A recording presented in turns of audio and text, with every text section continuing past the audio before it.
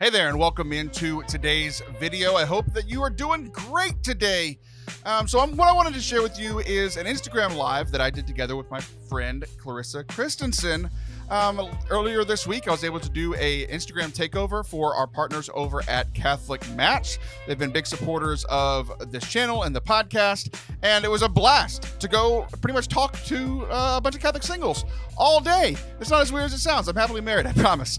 But because I'm happily married, I haven't talked about singleness or being single in a very long time. So it was actually good to go back and remember about being single and be able to share some advice from all the years that I've been working in ministry with youth and young adults and sharing that advice with them. So I was like, why not share that with the world? But knowing that I'm not single, I invited one of my good friends, Clarissa Christensen, to do the Instagram Live on Catholic Match's channel with me because she is around my age, she's single, and she's a professional Catholic counselor by trade. So we asked a bunch of questions from the community.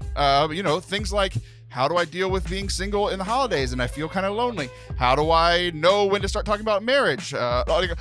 We ran the gamut because all these questions came from users on the account. So we hope that you enjoy today's conversation. If you do, please hit that subscribe button. It would mean the world to us. So without further ado, enjoy the Instagram Live with myself and Clarissa Christensen answering single Catholics' questions about being single and Catholic. Enjoy.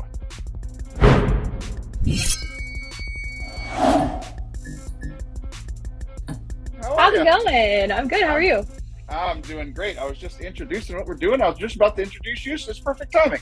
Oh, nice. So hopefully you guys have been following along today on the Instagram takeover. I've been having an absolute blast. If you haven't seen it yet, my name is Taylor Schroll. I am the president and founder of Forte Catholic, which is a Catholic nonprofit media organization. We produce podcasts, our own called Forte Catholic, and about 24 others, just working on production for a bunch of other people who are trying to evangelize in the digital space, just like Catholic Answers and so many of our other good friends here at Catholic Match and all sorts of good people. And so, spoiler alert, we're talking about singleness, but I am married. I've been married for almost 10 years, 10 years now. I have 3 kids, but I brought one of my single friends who's also an expert in the counseling world, because, around this time of the year, we can get into some blues. I remember those single days around the holidays. So, Clarissa, why don't you introduce yourself? Yeah, my name is Clarissa Christensen. I am a licensed professional counselor. I've been doing that for about a decade, so I definitely have heard my fair share of heartache over the years and experienced it myself. And like Taylor said, I'm still in the single and dating category of life. So I do feel like at this point I am an expert in how to be single. Maybe not an expert in dating, but an expert on how to be single. For sure. Right. Well, yeah, because you're doing it well. You're doing great in life, and things are good. So, just kind of as I've been doing this, it is kind of funny because I've been thinking about I've been reminiscing about a lot of times when I was single that I haven't thought about in a decade. Yeah. My wife and I, we started dating. We've been married almost 10 years. Started dating way before that, and I was like, man. I remember because I see people, we're going to be answering you guys questions throughout the evening. If you have questions, you can hit them up, put them in the comments, and we'll try to get to them. But we also have a bunch of them from earlier in the day. But I've been thinking about it all day, and even over the last couple of days, just how being single was tough, especially remembering it in college and high school and junior high.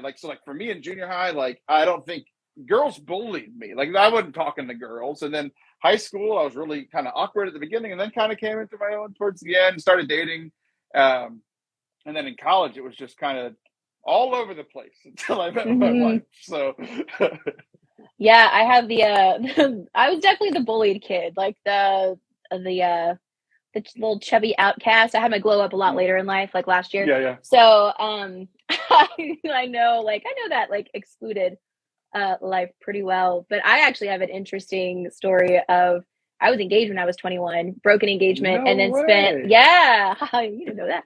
I think once you said it, I was like, I feel like I've heard it. I feel maybe. like maybe I heard you mention it, but I've never heard the story at all. Yeah, I talk about it a lot in my book, and so that's probably it gets around, the info I gets around. I can't read. Yeah. Yeah, no, it's okay. It's okay. You gotta know of like hearsay from the people around you. Yeah, so I mean, I largely the last decade of my life has been just a lot of really bad first dates and some almost and all of that. So I feel like I'm very like it's weird being like right on the edge of like getting engaged whenever everybody else in your life is, and then everybody gets there happily ever after and it falls apart for you. So like you're like, then what? Okay. Right. So yeah, it's interesting. So it's funny that you mentioned worst, like bad first dates, because that's one of the things I wanted to ask you was like Yeah. worst first date. And if you don't have one yet, I have one, and it's like it wasn't that bad the day of, but like in hindsight, it's like, ooh. So my freshman year in college, it was Valentine's Day, and I just didn't have a date.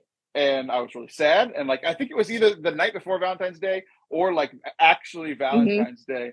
And there's this girl in my dorm who I thought was cute. And I knew she didn't have a date either because she was kind of sad and just got brought up. Yeah. And like, she's the kind of person that would have never said yes to a date with me. You know? So I was like, well, you had to hit her at like a very vulnerable low point, like on Valentine's Day. And so I was, yeah, exactly. I was just kind of like, well, neither of us want to be alone on Valentine's Day. I was like, will you go on a not date with me? Like, I'll take you to dinner and like, we'll go to a movie and we'll just be together and be friends. We went on the date. Can you guess where we ate? I'll give you a hint. It wasn't a restaurant. It was fast food. I was going to say, I'm feeling like Burger King or like Sonic vibes, maybe. Taco It was Bell. a step above those, right at Subway. We went to Subway for Valentine's Day. I had no money. And we went to a movie.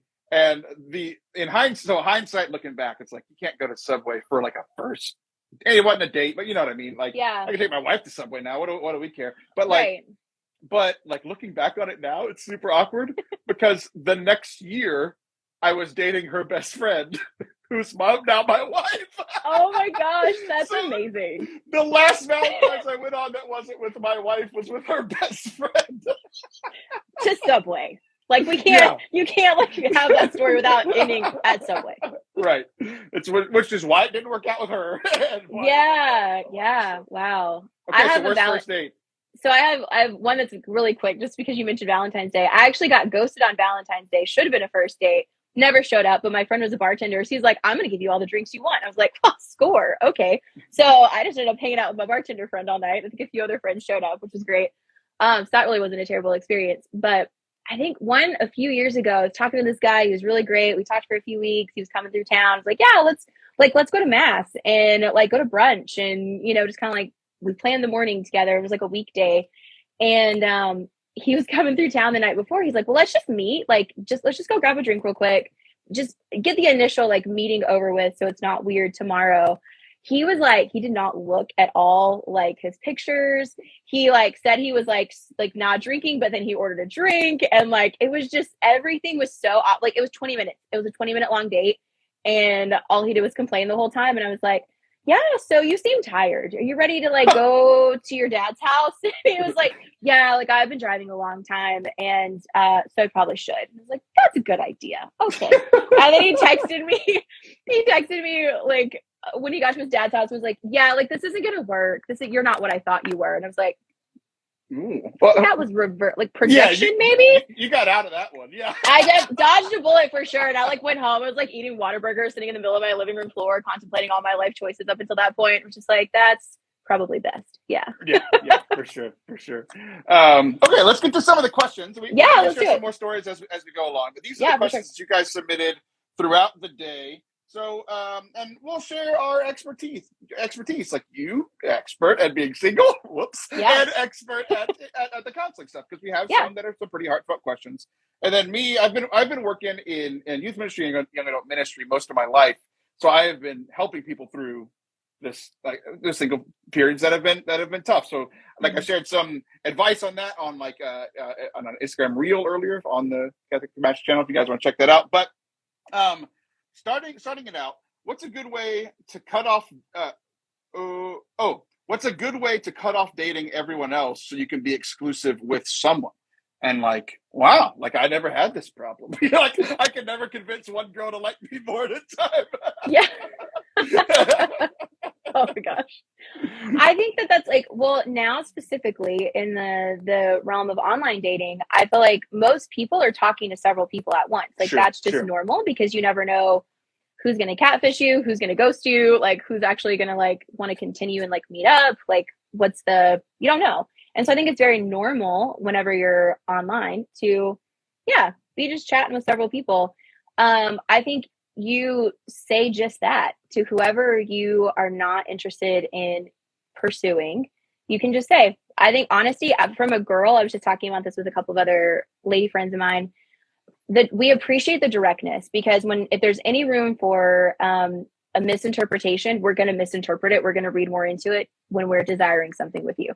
And so Sure. if you can say, hey, it's been great getting to know you. I think you're awesome. I've been talking to a few people and I think I'm going to pursue something with this other woman, but I wish you all the best. Like that goes such a long way in feeling cared for and feeling appreciated as a woman. So I think just being direct is honestly the best way to go. And it's like really vulnerable and it's scary, but it's going to cause the least amount of hurt in the long run. Yeah. I think that as awkward as it could be, like, because I think that's the reason that people aren't direct, but it's like not being direct leads to much more awkward situations. So it's more like nipping it in the bud. Mm-hmm. I was thinking too, because like I think I have done this the wrong way.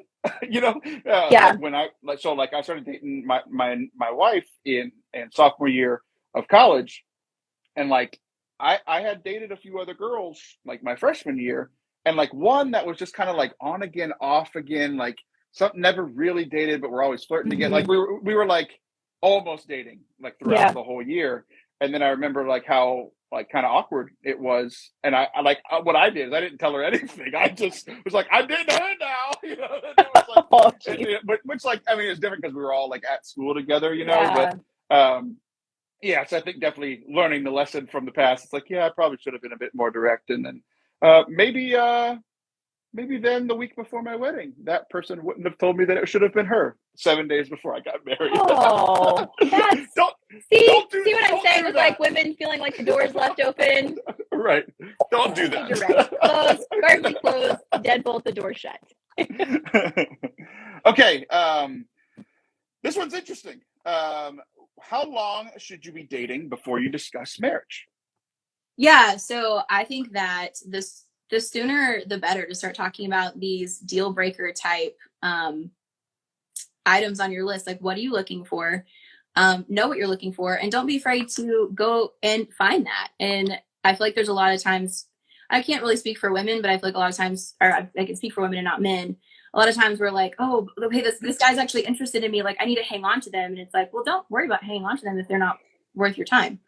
So start talking about the hard topics and figure out if there's somebody that you actually would want to pursue marriage with, or if it's somebody that's better suited for someone else. Yeah. Some of the best advice I ever heard about dating at all was that, like, for Catholics specifically, people of faith, it's like, what is the end goal of dating is marriage, not necessarily to the person that you're dating, but like I can think back to like one of the girls that I dated in high school. Like dating her taught me how to treat women. It taught me how I learned from positive things and negative things that I did, right? It taught me how to treat women. It taught me how to be a boyfriend. It taught me how to take care of somebody. It taught me how to give love, receive love, like all of those things. And it's like, we didn't get married, but that prepared me to be a good boyfriend and then, you know, husband to my wife.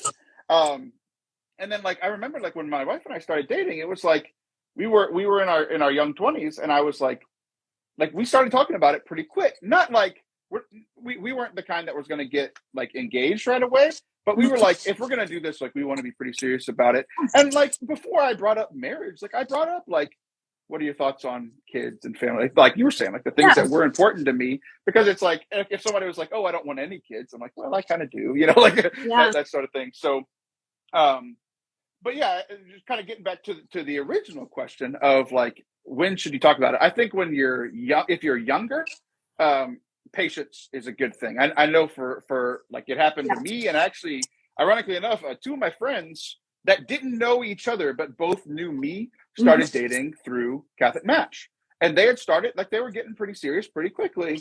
And then one of the things that the guy realized was that he loved, because he was getting older. He's about 29, 30, kind of getting a little bit older in the dating realm. Like he really wanted to get married, and he really wanted to be a husband and a father. But then as they got further into it, he realized that he was in love with that idea more than he was in love with this specific girl, right? So yeah, I think it's good to talk about it when you're young. It's like, be a little bit patient, like maybe try to assess. It's like, do you like the feeling of being loved, or specifically, do you love this person? And then as you get older, it's like, yeah, like, the desire to get married, starts to grow a little bit more. Not that you have to rush into it, but it's like, you can start talking about it. You're a little bit more mature. Your brain is finally fully developed, that sort of thing. So I would say, like, once you hit 25 and you're dating and like you're in your career typically at that point for the most part, and getting a little bit more established, if you're seriously dating someone and like really up close dating, talking all the time, going on dates, I would say within 6 months, you should have a pretty good idea if this is somebody that could be your forever person. If you're long distance and don't get to see each other as often, like, it can take a little bit more time to develop that. And so I think it depends on, are you dating really up close and impersonal in the same city, or are you, across state lines, or what does that look like? But either way, within about 6 months, you should know, does he or she hit all of my non-negotiables? And if those things align, then press forward. Yeah, for sure. Speaking of long distance, it's funny because like you and I joke sometimes, because it's like because I got married young, I didn't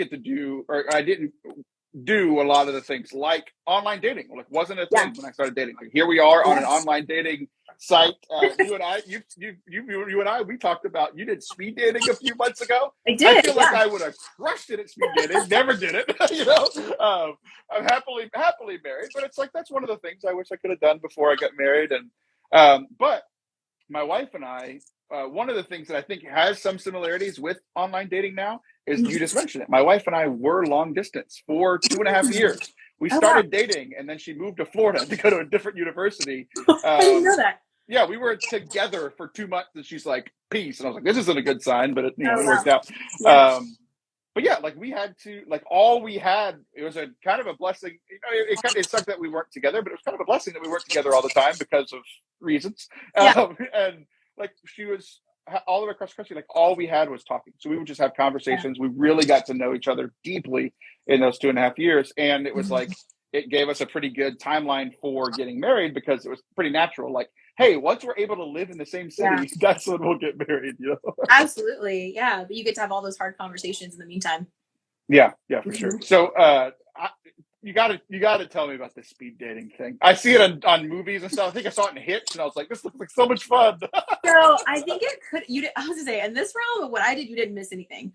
I think that it would be really fun in person, but because of like, it was like I thought it was more local, but it was like a US wide situation. And so I was talking to guys in different states, and it wasn't like, I talked to a guy that was like 23, and I'm, almost 32. And so it was like, I would tell them my age, and they'd be like, well, it's nice meeting you. And then we were like sitting there for like another 6 minutes. And I was like, we can still chat. It's fine. What was World War II like? Yeah.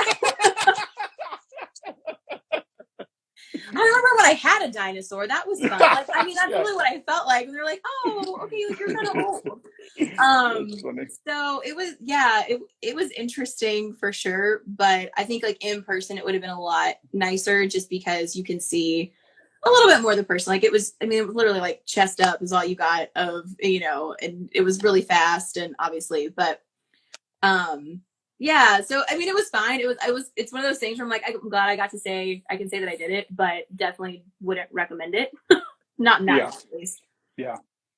Okay, next one. By the way, thank you guys earlier. I forgot to say thank you to all you guys in the chat that let us know about the audio problem. I appreciate it. I like when people laugh at your stories. Apparently you have very good stories. Let's see. I love this one. What should I ask on a first date? You got any thoughts? You want me to take that one? Yeah, I have an answer, but if you got something, go ahead. You go ahead. Okay. This is one of my biggest things, especially for the guys. I think guys kind of tend towards pride or nerves, and you talk the whole time. My biggest advice for dates: shut up just shut up, ask questions, and listen. Getting to know the person. I've talked to so many. It could go both ways, but I've tended to hear this about guys. Like, I know that I talk a lot when I get nervous. Like, I got that feedback when I was in college, and I was like, okay, like I need to kind of shut up and ask questions. But I started realizing that, like, it's that whole idea of, like, what is it to be a leader or a good person? It's like, do you want to feel like the most important person in the room, or do you make other people like they're the most important person in the room? Yeah. And guys, if you're on a date, she is the most important person in the room. So ask questions. Like, it asks specifically what to ask, but it's like, ask about things that you think that the other person cares about. This goes both ways. It's like, if you've talked about things, like, you know, if you're on Catholic Match, you're chatting back and forth, you're texting, or you met somewhere, like, where did you meet? If you met at church, ask them about church stuff. If you do you have siblings? Like, what do you do for fun? What do you do for work? Like, things that can get them talking, where you're showing interest in them, like, will make them more interested in you because of how they feel that when they're with you. Yeah, I would piggyback off of that and say, like, ask questions, but then also listen. Like, actively, like, there's a difference in listening to respond and listening to understand. And so if you're actively listening and then you're giving feedback on what's said, that's what makes somebody feel important. So if you just listen to the feedback and they're like, cool, so what about this? And then you don't, like, there's no dialogue, and I'm just like pouring my heart out to you about something that's important to me, like my job or my family, and then you don't say anything, that I feel like that doesn't really hit the home run as much as like giving some feedback and proving that you were actually paying attention. But I hate small talk. I'm an introvert, so I like to go deep real quick. Right. So I'm more of like, hey, what makes you happy? Like, if I were to say, like, what are the like little joys in life that really just brighten your day? What are the little things day to day? Or, you know, what was the best vacation you went on? Or who are you closest with in your family? Like, things like that go a little deeper. Like, it's good to know the job stuff and, you know, like, where'd you grow up or whatever. But I feel like the quicker you can kind of move past that into like really getting to know their heart. What's your favorite thing about being Catholic? Like, you know, something like that. Really, I don't know. Just like, I like to dive deeper. Yeah, it's funny. I've heard that so much from introverts, and I'm like an extrovert to the max. And it's so funny because I like walking around and kind of talking to everybody. But yeah, the introverts, like, you just want to sit and talk to one person. Which is good. The self-control I had to not interrupt you when you were talking about listening was very fun for me. I wanted to do it as a joke, but I was like, oh, I'm not going to do it. I mean, I said, listen to connect with the person and only contribute to the conversation enough to keep it going. One question that we got here in the chat, we also got earlier in the day with one of our questions. Somebody said earlier, as a woman in her 30s, how to cope with the anxiety of running out of time for dating. And somebody else asked, how old are you? I think you answered it right then, like you were 32. Yeah, how do you handle being alone and loneliness? So kind of that conversation. And that's, you know, that's one of the reasons I brought you on, because I'm not in that realm. So what do you think? Yeah, I'm 32 next week, so yay for birthdays. Happy birthday! Thanks. Yeah. Wait, are you on Jesus' birthday too? No, I'm on the 28th. So close. Oh, gotcha. Yeah, He steals my thunder every year, so it's fine. He's kind of a big deal. He is. He's kind of a big deal. I let him. Yeah. So part of coping with loneliness, especially around like holidays or like big significant events of like, oh, you're invited to another wedding and you are once again don't have a +1 or whatever. And this is like the therapist in me is coming out too. Sure. Feel the feelings, like allow yourself to be lonely, acknowledge that you're lonely, acknowledge that you're feeling hopeless. I feel like there's so many times in my life in the past where I'm like, oh my gosh, like just distract, like lean into other friendships or do this or do that. But it's like acknowledging that there's a void there gives you so much power over being able to properly and healthily handle those feelings. So I feel like we get a lot of serial dating happening because people are lonely and just trying to fill that void instead of like getting to know themselves. And so being comfortable being alone. Do I think it's healthy to be alone all the time? No. And I'm an introvert. Like I like alone time. But I think around the holidays specifically, like I'm looking at where are the holiday parties? How can I mix and mingle with people? If I'm feeling lonely, why is that? Because I have a lot of friends. Like I really don't need to feel lonely a lot of the time. But I think honoring the fact that there's a void in your heart that only like your future spouse, if you're called to the vocation of marriage, there's a void that's just going to be there until you're married. And so trying to fill it with other things is never truly going to be satisfying. But if you've got like family fills a good part of your heart and friends fill a good part of your heart and Jesus is in there, and then you've got like spouse is like just a little sliver that's unfulfilled, then I think you can overall have a feeling of fulfillment and not this like big gaping hole of loneliness. So I would say like do a friend check. Who are your friends that you haven't seen in a while? Nurture those relationships, nurture a relationship with Jesus, find some passions. Like, what are you doing in life? Work on yourself, and put yourself out there. Yeah. It's interesting that you say that, because a lot of that echoes kind of the things that I was saying, like the general advice for single people. And it's like, it's fun. It's interesting as you're saying it, because I'm like, especially since the pandemic, like I have felt lonely. Yeah. I live with 4 people, like my wife and my 3 kids. Like I have felt lonely. And it's one of those things like, you know, you were saying that like, yeah, when you're single, like there is kind of that void in your heart if you really want to be married. And it's like, it is like, there is a part of my heart that my wife has fulfilled. Like it's great. And she is a saint. My kids are lovely, but there's still sometimes where I feel lonely. Right. So even then it's still like the same things that you just said for single people apply to me too. Like feeling the feelings, like really digging into it, taking those things to prayer, finding friends, finding an outlet, like all of those things are healthy for all people in general, whether you're single or, you know, like have gray hair in your beard. Like it is all across the board.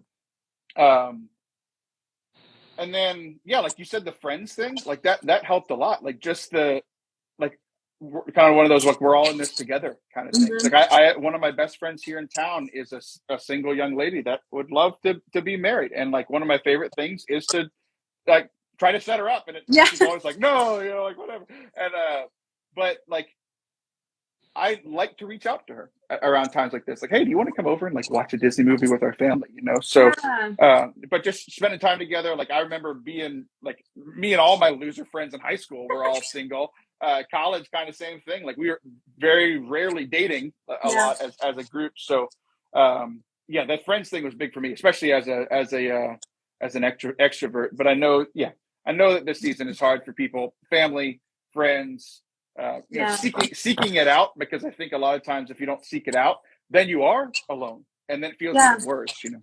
Yeah. I think too, for me, like getting around my other friends that are married, loving on their kids, like that just reaffirms my calling to my vocation and honestly helps fill that void of hopelessness, because I'm like, okay, if the Lord is deeply calling me to this, he's going to fulfill that.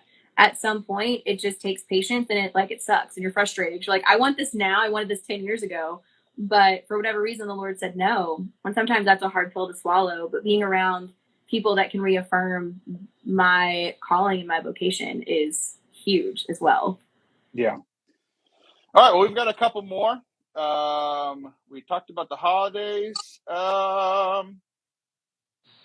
This one's interesting. This one's for you. Let's do one more for you, and then I'll answer one more, and then we'll come to a close. So one for you. From a lady. If I'm not sure how he feels, do I just drop hints or straight up tell him? Be honest with me, Taylor. Do guys pick up hints? Because my instinct is no. Guys want you to be direct. Yeah, because it's funny. Not in a dating scenario, but like one of the co-hosts for my show, and she's a female, I'm a male, and we had this text conversation where we were both mad at each other because we were both thinking that we were saying the same things, and we both just completely missed each other. So like, I was like, can you just tell me what you want? like, so what do you want from that famous scene? I think it's a Notebook or something like that. Yeah, like we're dumb. Like we're not, like, it's so funny. This guy just said the same thing. Like, yeah, like the directness is helpful, you know, like, hey, I really like you, or, you know, however. So. Yeah, no, I would say so. If you feel like if you're on dates and you're going on dates and you feel like things are going well and you're getting invested, then I mean, I have several feelings where one, I'm like, okay, well, as the guy, I feel like he needs to be taking the lead and being open and honest with where he wants the relationship to go. If you just like a guy that is not at all pursuing you, I mean, you can tell him, but is he giving you any indication that he feels the same way, or are you setting yourself up for rejection and for hurt? Because there's a whole other side of that of like, are you pursuing men that are like emotionally unavailable because you're not really available, but you want to be available? Like, there's a lot of layers to that. Yeah, for sure. So find a Catholic counselor. But be direct. above all else, be direct. Last one. I think we can both answer this one. Like I've worked in ministry for a long time, so I can give the ministry answer. You probably have a counselor answer, but this is the last question we'll answer tonight. What do you do when you feel like you can't love anymore?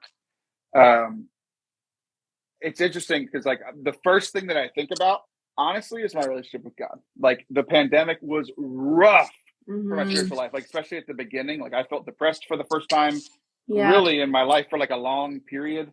And I was just like, I don't know if I can love God anymore. You know, like a lot of things in my personal life fell apart. A lot of things like in our local church, we had the national scandal. We had a ton of local scandal. And I was just like, I don't even know if I can love anymore when it comes to God and like even like the church. And so like it took a lot of work, like spiritual work. Like a lot of it was just being frustrated. You talked about being in the fields earlier. It's like I felt the anger and the sadness and the frustration.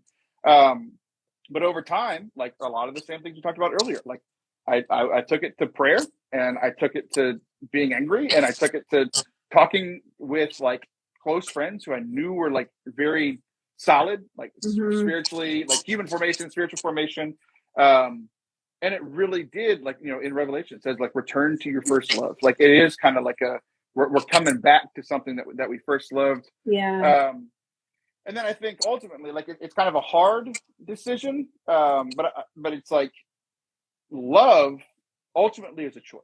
So I'm guessing this person is single. I would imagine. Pretty safe assumption, yeah. So like you've tried and you've been burned. Like you know you tried to date and you've been burned. It's like I got rejected a ton of times. I was kind of smiling when you were talking about the rejection earlier. It's like I put myself out there. I was direct and got burned multiple times, right? That was always, for me, that was better than, you know, being strung along. But when it came to like the first love thing, it's like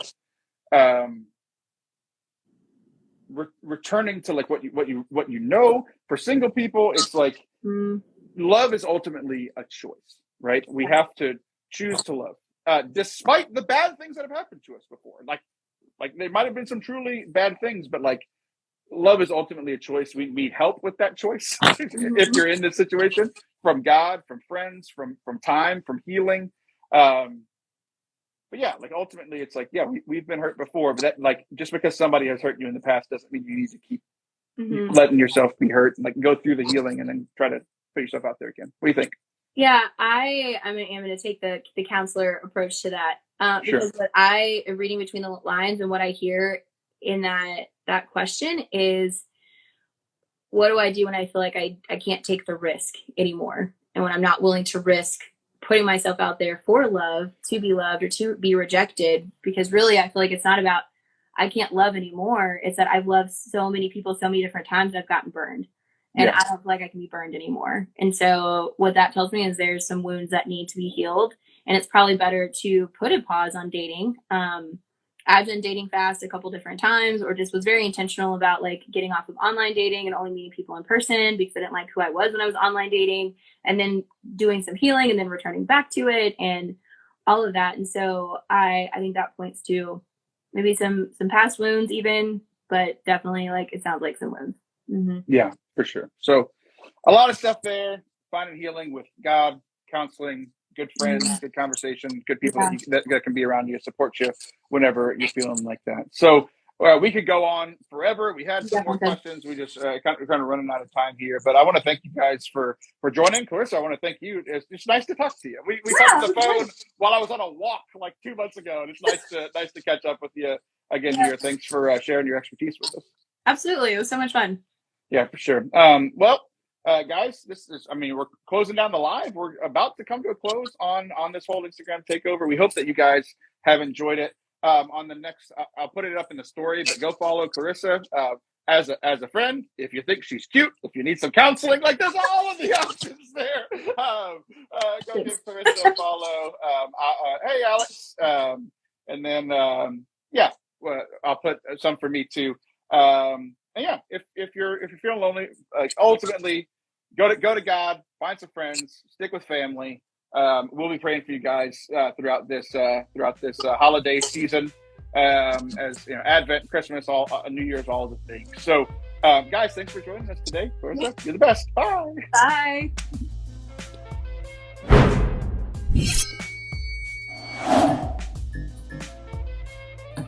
or if you know somebody just individually, you can text them a link to this. That would be great for me, great for them, and great for you. You get some points with your friends. And yeah, I hope that you guys enjoyed it. If you did, please let us know in the comments. You guys rock. I will talk to you soon. Bye.